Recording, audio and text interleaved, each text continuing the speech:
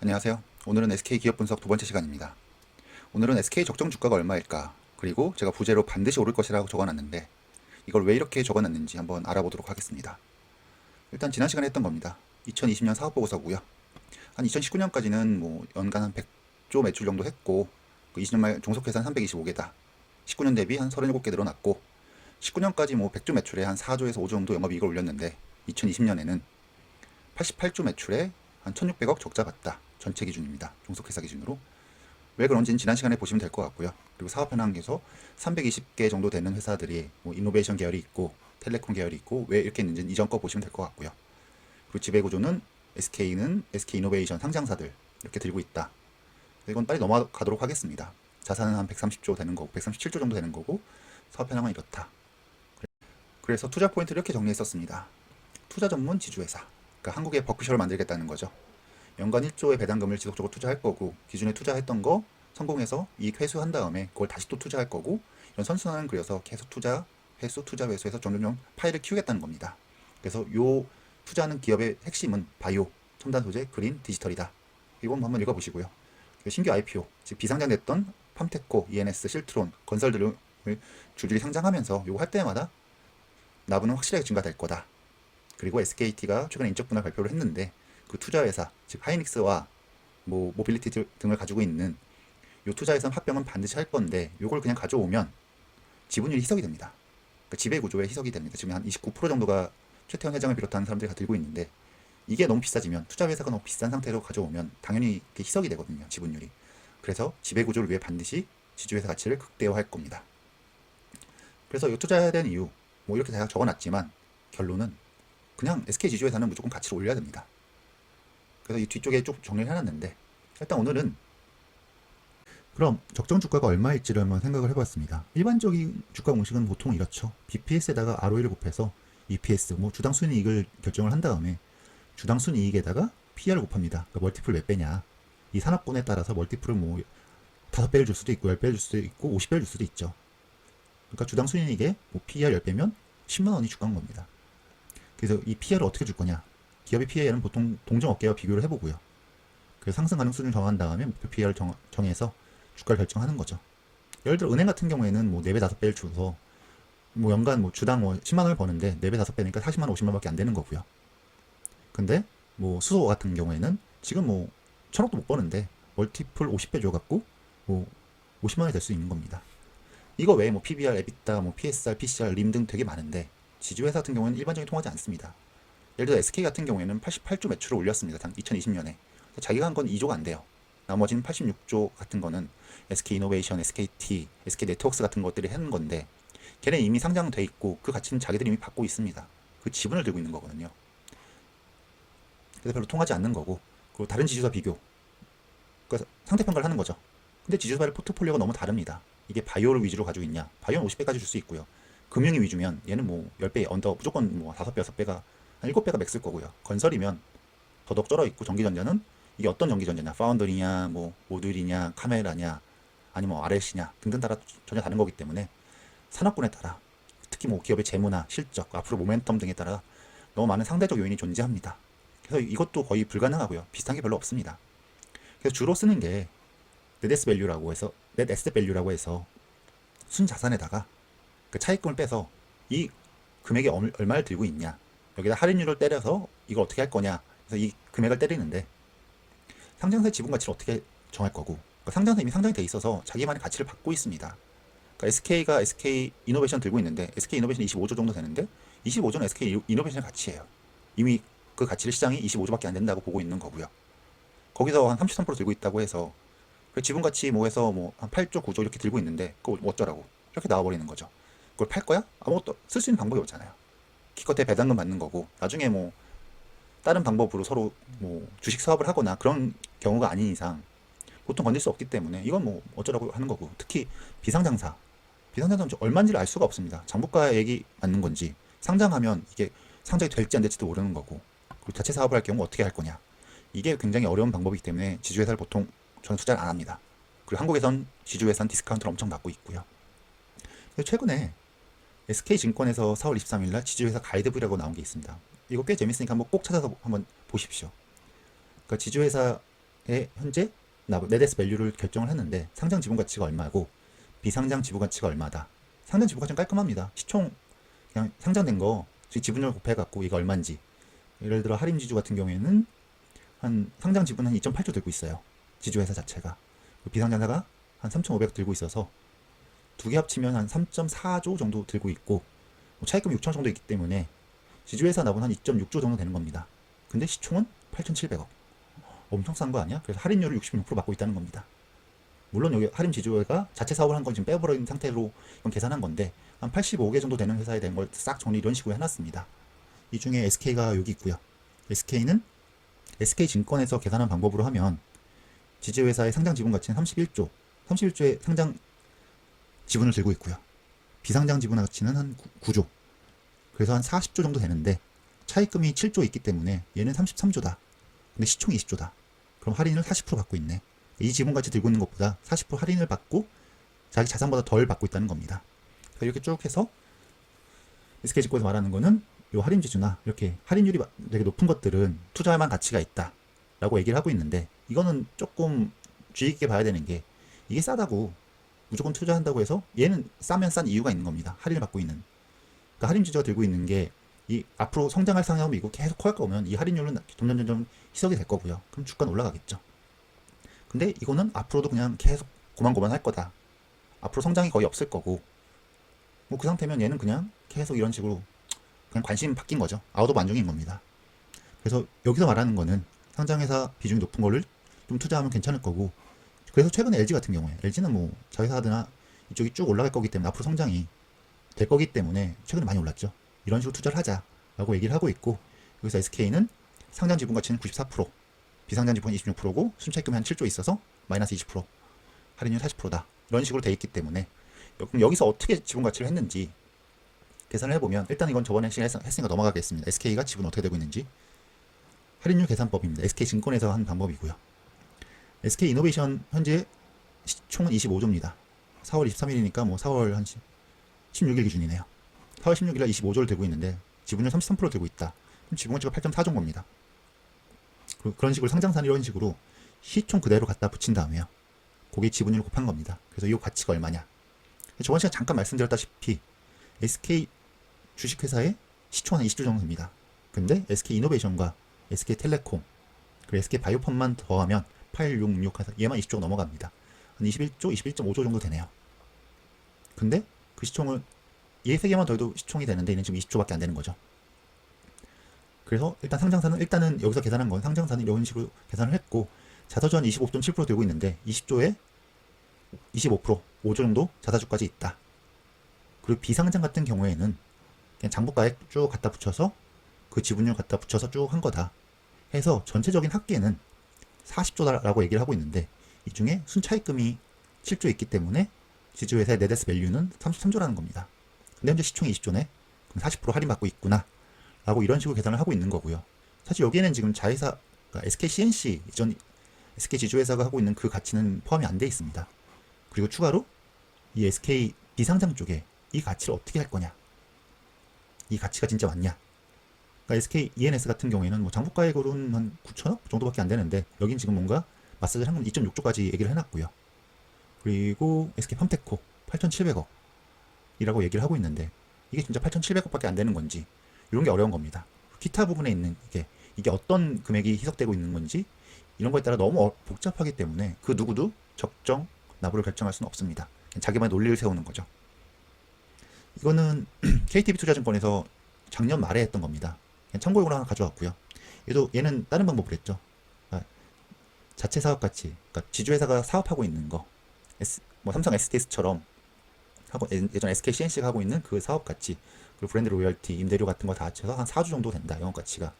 상장자회사는 다 더하면 똑같습니다. 시총 그대로 갖다 붙이고 그 지분율 갖다 붙이면 23조 정도 된다. 그리고 비상장 자회사는 SK ENS는 6.1조 줬습니다. 참고로 좀 전에 SK증권에서는 2.6조 줬죠. 이런 식으로 천차만별인 겁니다. 갖다 붙이기 나름인 거죠. 왜 6.1조 줬냐라고 했더니 2017년 3자 배상할 때 증자 금액으로 역산했다. 이런 식으로 얘기를 하고 건설, 실트론, 기타 비상장 다 더해서 12조. 좀 전에 비상장 다 합친 거는 이건 좀 계산을 해봐야겠지만 훨씬 적죠. 한 7조, 8조 정도밖에, 한 9조 정도밖에 안 되는 거죠. 근데 여기는 12.5조를 얘기하고 있는 겁니다. 그 자사주 4.3조, 그 순차익금 6.4조 해갖고 나무가 38조다 라고 얘기를 하고 있습니다. 그러니까 근데 총 주식수가 7천만 주니까 이거 다 빼서 목표 할인율을 곱하면 29만 원이 목표 주가다 라고 얘기를 하고 있는 겁니다. 요 당시에 목표 주가가 잠시만요. 이게 12월 8일 제가 이런 식으로 정리를 하하고 있는데 12월 8일 이거네요. 12월 8일 날 23만 8,500원이었습니다. 네, 29만 원 얘기를 하고 있고, 참고로 저는 지금 제가 투자하고 있는 회사들 이런 식으로 다 그 리포트 정리를 하고 있고요. 좀 중요한 것들, 개인적으로 SK 관련된 건 KTB와 유안타가 굉장히 좀 잘하고 있습니다. 그쪽 건 꼭 볼만 하고요. 이건 나중에 한번 시간 내서 정리하도록 하겠습니다. 그래서 일단 결론은 이건 시총을 보는 게 가장 깔끔합니다. 38조인데 목표 할인율 46% 해서 얘는 한 20조 초중반을 목표 시총이라고 보고 있는 겁니다. 좀 적게 보고 있죠. 그래서 왜 이렇게 했는지 이런 식으로 얘기를 하고 있습니다. 그리고 이거는 12월 8일날 여기서 기타 비상장 4.3조를 얘기하고 있는데, 이거 왜 4.3조를 어떻게 나온 거냐 얘기한 게, 뭐 팜테코는 장부가 이렇게 돼 있고요. 뭐 이렇게 투자를 이렇게 했기 때문에 장부가 이렇게 돼 있고, 그리고 뭐 배터리 부분 동박 쪽은 2,800억, 그리고 GMP 이거는 뭐 쉘가스 쪽 투자한 거죠. 5,800억 투자했기 때문에 이걸 다 더하면 4.3조다. 장부가액 기준으로 난 갖다 붙였습니다. 이렇게 얘기를 하는 거죠. 근데 이게 사실 4.3조라는 게 이 장부가액대로 될 리가 없잖아요. 팜테코 누구도 8,700억이라고 얘기하지 않을 겁니다. 그리고 ESR 같은 거는 이미 뭐 말할 것도 없고요. 배터리 부분 동박 2,800을 끄실 리가 없잖아요. 그래서 요거 같은 경우는 장부가액 갖다 붙이기가 어려운 상황인 거고, 훨씬 더 높은 가치를 받을 건데 얼마일지 계산을 못할 거니까 기준을 그냥 장부가액 잡았다, 이런 얘기를 하고 있는 겁니다. 이거는 1월 6일날 하나에서 나온 거고요. 비슷합니다. 자체 사업 같은 거에서 3.8조. 이거는 앞에 비슷하죠. 상장자 회사는 다 더하면 25조인데 난 일괄적으로 50% 할인을 적용하겠어. 어차피 이건 중복 상장돼 있는 거니까 유치원 들고 뭐 할 건데 이 중에 50%만 인정해 주겠어라고 얘기를 한 거고, 그걸 하면 12.5조가 되는 겁니다. 그 비상장 회사는 얘는 지금 ENS는 또 3조네요. 맨 처음에는 뭐 2.1조, 6.1조부터 3조, 뭐 2.1조도 있고요. 천차만별인 거죠. 이건 왜 이렇게 했냐? 이부 예비달을 썼다라고 얘기를 하고 있고, 자기 기준을 얘기하는 겁니다. 뭐 건설은 이렇고 팜테콘이 이렇고 기타는 이렇다. 그래서 속에는 10.6조다. 그래서 다 더하면 실제 납은 39.7조인데 목표 납은 27조다. 그래서 목표 주가는 38만 원. 그러니까 지금 시총이 20조인데 27조까지 올라갈 수 있을 거라고 얘기를 하는 거고, 이거의 큰 틀은 상장자회사 가치를 50% 할인했다.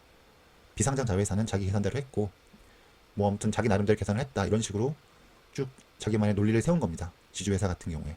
그래서 하나의 목표 주가는 38만 원이고요.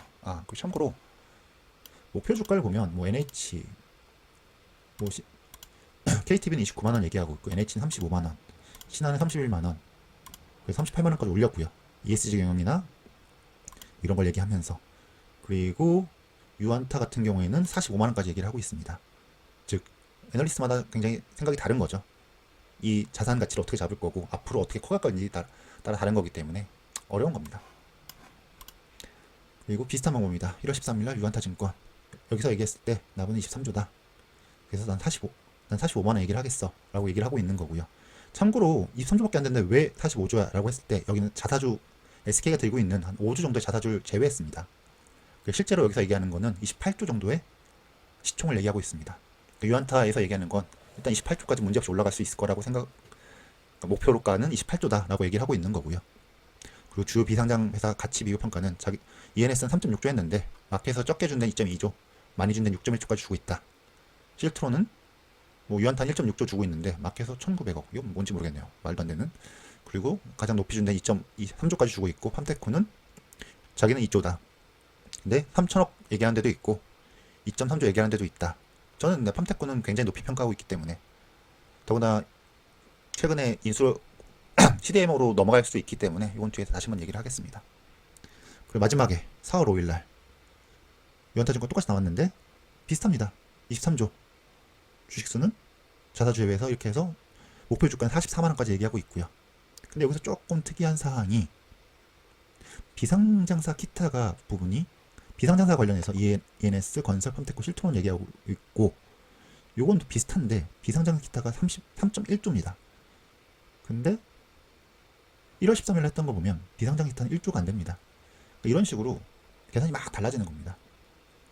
그래서 지주회사는 어렵고요. 그러니까 차라리 사업이 뭔가 일관성이 있어서 뭐 예를 들어 솔브레인처럼 반도체 부분만 보면 되는 회사들은 그 부분에 반도체 설치 쪽만 쭉 시가게만 보고 쫓아가면 되는데, 이거는 뭐 천차만별고 너무 많은 걸 투자하고 접고 복잡하기 때문에 지주회사가 매우 어렵습니다.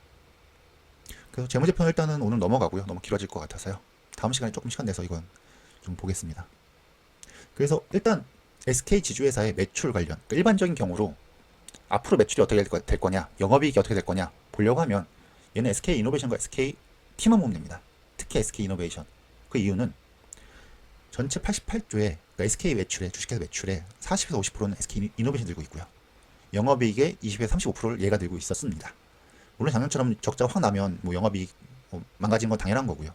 얘가 잘 되면 나머지 건 되게 스테이블합니다. 안정적으로 쭉 커가는 기업들이고 앞으로 성장할 기업들을 주로 들고 있기 때문에 나머지 종속회사들은 괜찮은데 얘는 유가에 따라서 너무 차이가 크고요. 특히 배터리 관련, 그러니까 매출이나 영업이익은 출렁출렁하기 너무 심합니다. 그래서 원유 가격이나 배터리 관련 비용 리스크가 너무 크다. 근데 얘가 앞으로 좋아질 거면 전체적인 앞으로 매출과 영업이익은 좀 스테이블해질 거고, 그 SK증권에서 4월 30일 날 SK이노베이션에 한 평가는 작년엔 진짜 안 좋았습니다. 34조 매출에 한 영업이익 2.5조 적자, 에비타 기준 1.2조 적자였는데 내년엔 뭐 에비타 기준 4조, 4조 8천억, 5조 계속 영업이익 늘어날 거고 매출액도 쭉 늘어날 거다. 그럼 SK도 같이 그냥 종속회사니까요. 쭉 올라갈 거다라고 얘기하는 거고요. 그리고 SK텔레콤이죠. 얘는 뭐 볼 거 없습니다. 1.17조, 18조, 20조, 21조 매출 늘어날 거고요. 영업이익 계속 늘어날 겁니다. 그래서 매출의 15에서 20%, 영업이익 20% 정도 비중을 얘가 들고 있기 때문에 얘는 계속 베이스를 깔아줄 겁니다. 뭐 다이나믹하게 올라가지도 않을 거고요. 다이나믹하게 떨어지기도 쉽지 않습니다. 그냥 걱정할 필요 없는 거고, 얘는 그냥 기본 베이스는 꼭 기본방은 해줄 업체인 거죠. 그리고 SK 주요 투자 내역 앞으로 기존에 2015년부터 2021년까지 어떻게 투자를 했고 총 한 6조 4천억을 투자했는데 어디에 투자했는지 얘기를 하고 있는 거죠. 실트론과 왓슨을 투자해서 한 1.5조를 수소 쪽에, 배터리 쪽에 넣어놨고요. 바이오 쪽에 한 4천억 넣었는데, 그리고 CMS 쪽 요거에 8,600억, 이게 팜테코죠. 그리고 암팩이나 팜테코 이쪽을 쭉 넣어서, 그리고 이퍼스켓이 최근에 인수했다고 발표했기 때문에 금액이 좀 더 커질 겁니다. 그 수소 쪽 플러그 파워, 그리고 SIC 쪽, 그리고 로지스틱 쪽, 그리고 셰일가스 쪽, 이런 식으로 쭉 투자해서 6.4조 했고, 요거 중에 일본 넥스트 했고 투자 요금 해서 다시 재투자하고 있고 지분율 계속 올라가고 있는 상태입니다. 제가 보기에 다 투자 잘했고 조금 애매한 부분이 요 셰일가스 쪽이죠. 이 부분은 좀 체크가 필요합니다. 한 5,600억 투자했는데 17년부터 19년까지 작년에 워낙 안 좋았으니까요. 근데 다행히 최근에 유가가 한 60불대로 버텨주고 있기 때문에 이 부분은 그냥 쏘쏘할 것 같습니다. 그래서 모빌리티, 베트남 쪽에 마산그룹, 빈그룹이죠. 유통 쪽 하고 있다. 그래서 꾸준히 투자할 거고 계속 투자가 될 겁니다. 그래서 최근에 뭐 4월 15일 날 시그널 EV 전기차 충전소죠. 이걸 해서 한 3천억 해서 인수 지분 55% 했고 요걸로 충전소도 할 거다 라고 얘기를 하고 있는 거고요. 그리고 한 1,000억 정도 투자한 그랩, 그리고 오토노모 이런 것들 다 모빌리티 쪽도 투자해서 이거 꽤 짭짤할 거다 그런 얘기하고 있는 겁니다. 그리고 이포스켓이 팜테코 쪽, 그러니까 CMO에서 CDMO로 넘어갈 수 있는 유전자 치료제, 요건 뭐 SK 회사 가시면요, 여긴 정말 지상 목표가 SK 주가를 올리는 겁니다.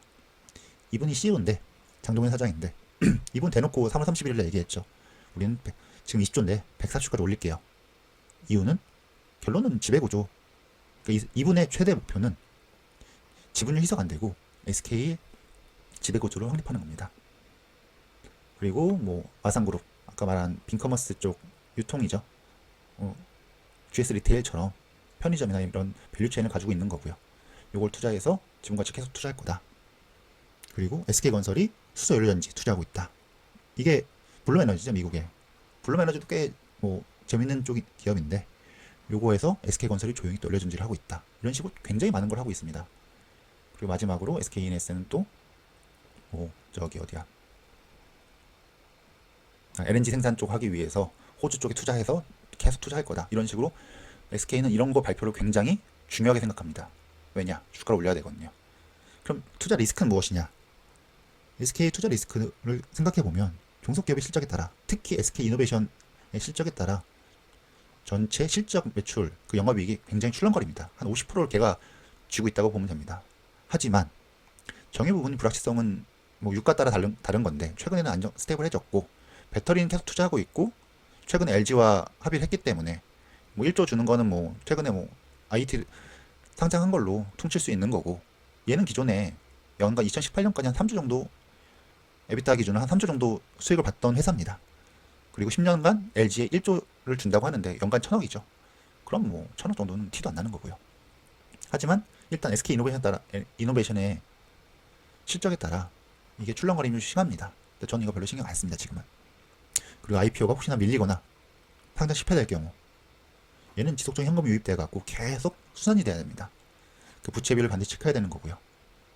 그리고 나중에 인적분한 투자회사 요걸 가져와야 되는데, 요 SK 하이닉스, 요게 지금 시총이 한 95조 정도 되는 건데 100조 좀 안 되는데 SK 지주가 20조죠. 그러니까 요거를 어떻게 가져올 거냐가 지금 키고요. 얘를 가져올, SK가 자회사로 가져올 타이밍에 엄청난 점프업이 가능할 겁니다. 그래서 이걸 어떻게, 이 투자회사를 어떻게 가져올 거냐, 즉 SKT가 지금 들고 있는 11.7%의 자사주가 있는데, 예를 들어 요거죠. 지금 최태원 일가가 들고 있는 30%의 지분을 가지고 SK를 들고 있고, 얘를 기준으로 다 들고 있는데, SK텔레콤 기존의 사업회사죠. 얘가 이쪽의 절대 목표는 얘를 가져오는 겁니다. 얘를 가져오되 이 지분율 30%를 최대한 희석 안 시키고 난 30% 들고 이거 전체자 지배를 하려면, 얘가 비싸지면 합쳐지면 얘는 어쩔 수 없이 얘랑 1대1이 되면 얘는 반토막이 되는 겁니다. 그걸 최대한 줄이고 싶은 거거든요. 근데 그러기엔 하이닉스의 시총이 너무 큽니다. 얘가 95조거든요. 그걸 예를 들어 이 중간지주, 얘는 이제 깔끔해졌죠. 투자회사니까. 이 중간지주는 얘가 들고 있는 SK 하이닉스 기준으로 20%면 뭐 100조 기준으로 20조만 이미 지분 가치가 20조인 겁니다. 얘 전체가 시총 20조인데 얘 지분 가치가 20조. 얘 나머지 거 다 합치면 한 10조 정도 예상하거든요. 그러니까 얘가 들고 있는 지분 가치가 30조인 겁니다. 투자회사가. 30조짜리 들고 있는 기업을 SK가 들고 오면 쉽지 않겠죠. 그래서 SK 절대 목표는 SK 주가는 올리고 얘는 내리는 걸 겁니다. 근데 그냥 내리기에는 얘는 상장회사거든요. 가만 안 있을 겁니다. 현대차 그룹이 실패한 것처럼 얘를 뭐 대놓고 그렇게 움직인다고 하면 엄청난 반발이 있을 거고요. 그래서 이걸 어떻게 할 건지가 가장 키포인트고, 이걸 합병할 때 요 11.7%의 이 자사주, 얘가 얘를 들고 있거든요. 얘를 소각할 거냐, 팔 거냐, 아니면 서로 주고받을 거냐에 따라서 이 앞에 그림이 제가 생각하기에는 1년 뒤에 될 거냐, 2년 뒤에 될 거냐, 3년 뒤에 될 거냐, 5년 뒤에 될 거냐 결정될 것 같습니다. 단기간엔 얘가 키포인트고요. 장기간에는 얘를 어떻게 올리고 얘를 어떻게 눌릴 거냐. 그러니까 가장 그냥 일반적인 생각은 SK는 올려야 되고요. SK텔레콤 사업회사는 당연히 올려야 되고요. 이유는 얘가 올라가면 얘의 지분을 들고 있기 때문에 얘의 가치도 같이 올라갑니다. 얘 올리고 얘 올리고 얘 누르고, 이게 베스트인 거죠. 일단 이거 나중에 다시 한번 설명을 드리고요. 그래서 요 11.7%의 소각 여부, 이게 소각을 된다면 조금 더 길어질 거고요. 얘를 뭔가 팔거나 아니면 뭐 사업을 하거나 이러면 조금 더 빠른 속도로 그 합병 얘기가 나올 겁니다. 그리고 가장 큰 게 오너 리스크죠.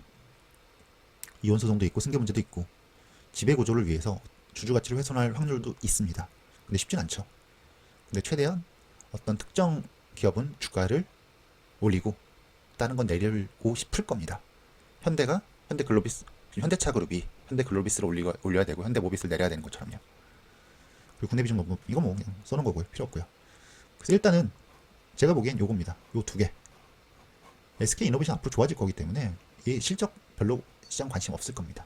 어떻게든 좋게 멱살 잡고 올 거고요. 그래서 IPO가 혹시나 미끄러지거나 오너 리스크, 이게 어떻게 되는 거에 따라서 조금 리스크가 있는 거고, 제가 생각한 결론입니다. 투자하지 말아야 될 이유는 찾을 수가 없습니다. 그냥 대놓고 CEO가 주가 7배 올린다고 발표하는 기업이고요. 그 이유는 뭐 이렇게 투자 전문 지주회사, 지속적인 IPO, 그리고 이노베이션 실적 좋아지고, 나머지 거 ENS, SKT, SK건설, SKC 모두 탄탄 내려옵니다. 그러니까 뭐를 하든 반드시 SK 지주의 가치는 반드시 멱살 잡고 올릴 겁니다. SK 지주회사의 가치를 극대화한 후 합병이 필요한 거고요. 그렇게 지배구조를 강화해야 되는 거고, 지상 명제는 지분율 희석 최소화입니다. 합병하면서 최대한 자기 지분 가지고 오면서 가져오는 거죠. 그걸 SKT 투자 회사의 주가를 눌러야 되는 거고요. 근데 이걸 너무 대놓고 할 수가 없습니다. 어떻게 할지 가장 키포인트고요. 제가 보기에는 자사주, 그러니까 SK텔레콤이 들고 있는 11.7%의 자사주, 그리고 SK가 들고 있는 25.7%의 자기 주식, 이런 걸 어떻게 할 건지가 꽤 재밌을 것 같고요. 제 기준은 시총 20점 미만에서는 걱정 말고 그냥 모아도 되는 거고요. 그래서 투자하지 말할 이유 찾을 수가 없다. 이게 저의 결론입니다. 이게 무조건 지금은 투자해야 된다고 생각하고요. 나중에 어떻게 될지는 저도 모르겠습니다. 하지만 제가 주로 투자하는 기업들은 일단 저는 별로 걱정하는 게 싫어서 많이 올리지 않더라도 좀 안정적으로 하는 기업을 주로 투자하는데, SK는 조금 욕심을 부리고 있습니다. 얘는 정말 2025년까지 어떤 그림을 그리면서 올라갈 수 있을지 매우 궁금한 기업이고요. 그래서 일단 오늘은 마지막으로 그냥 이렇게 대놓고 기사가 났죠. SK 기업가치 띄우기 올인 뭐든 다 한다. 그러니까 3월 31일 날 장동현 사장이 난 주가 200만 원 만들겠다. 그것도 2025년까지. 이유는 지배구조 개편 때문입니다. 이 사람은 이것 때문에 지금 계속 하고 있는 거예요. 그러니까 SK 아까 말씀드린 것 대부분 여기 나와 있습니다. SK 하이닉스 시조 100조인데 텔레콤 20조입니다. 나머지 거 다 합쳐도 30조인데 말이 안 되는 거죠. 그래서 SK 사업회사 지분 가치도 적정 주가를 찾고, 그리고 SK 하이닉스 등을 들고 있는 요 투자 회사의 정당한 가치를 찾아보겠다라고 되는 큰 틀은 얘기하고 있지만, 결론은 뭐 공정거래 3법도 있고요. 그러니까 SKT가 뭐 SK 하이닉스를 지금 20%만 들고 있는데 30%까지 들고 있어야 자회사가 되거든요. 그거 이유도 있겠지만 결론은 이 SK 하이닉스를 손자회사가 아닌 자회사로 가져오고 싶은 겁니다. 그래서 얘의 현금을 동원해서 막 투자를 하고 싶은 거고, 얘의 가치가 SK로 오는 순간 엄청난 점프가 될 겁니다. 그래서 증시에선 쪼개는 데 그치지 않고 뭐 SK와 SKT의 투자회사죠. 요거를 합병하는데 종착역일 거로 예상한다 라고 얘기를 하고 있습니다. 그래서 SK 하이닉스를 자회사 두면 SK 하이닉스를 동원해서 투자를 할 수 있거든요. 근데 아까 말씀드린 대로 SK와 투자회사가 합병하면 대주주 지분이 희석된다. 지금 최태원 회장의 지분이 18%인데 이러면 나중에 경영권 위협받을 수 있기 때문에, 근데 어떻게 대놓고 희석이 없으려면 최대한 SK 기업 가치를 올려야 되는 거고, 근데 올리고 T2 가치 내려야 되는데 그냥 낮추면 요즘은 구속되죠. 그래서 여기서 얘기하는 거는 우리는 이렇게 투자를 해서 그냥 SK 주의 기업 가치를 어떻게든 올리겠습니다 라고 대놓고 발표를 한 겁니다. 그래서 우리 멀티플 더 받기 위해서 딱 봐도 반도체, 배터리, 수소, 바이오, 인공지능, 그냥 멀티플 빡빡 받을 수 있는 것만 우린 투자해서 이쪽으로 쭉 올라가서 이 SK 주가는 쭉 올리겠습니다 라고 얘기를 하고 있습니다. 뭐 이렇게 대놓고 투자를 하고 있는데, 이건 대놓고 얘기를 하고 있는데 투자 안 할 이유는 없는 것 같습니다. 더군다나 이 주식 기업 가치를 올리기 위해선, 주가를 띄우기 위해선 뭐 배당도 크게 늘리고 거고, 제가 생각하기에 요 중간 지주, 요 ADT 캡스나 SKT의 중간 지주입니다. 그러니까 SKT 텔레콤에서 인적 분할한 하는 이 중간 지주는 아마 그냥 말 그대로 바이패스 될 겁니다. ADT 캡스가 상장됐을 때 돈이 이 정도로 땡겨 올 거고요. 이것도 땡겨 올 거고, 이거 땡겨 올 거지만 바이패스에서 주주들이 싫어하지 않을 만큼 주고 나머지 다 위로 올려갖고 무조건 얘를 끌어올릴 겁니다. 이게 제 기준인 거고요. 그리고 나중에 얘와 얘를 합병해서 이 아래 것들을 다 SK가 들고 가는, 그래서 전체적으로 큰 SK가 점점 커지는 방향으로 갈게, 대놓고 저 기사를 얘기하고 있는 겁니다. 그래서 오늘 여기까지고요. 다음 시간에는 뭐 재무제표나 SK는 제가 생각하기에는 주가, 그러니까 주식 뭐 지금 뭐 25만 원이든 27만 원이든 30만 원이든 별로 중요하지 않고요. 시총이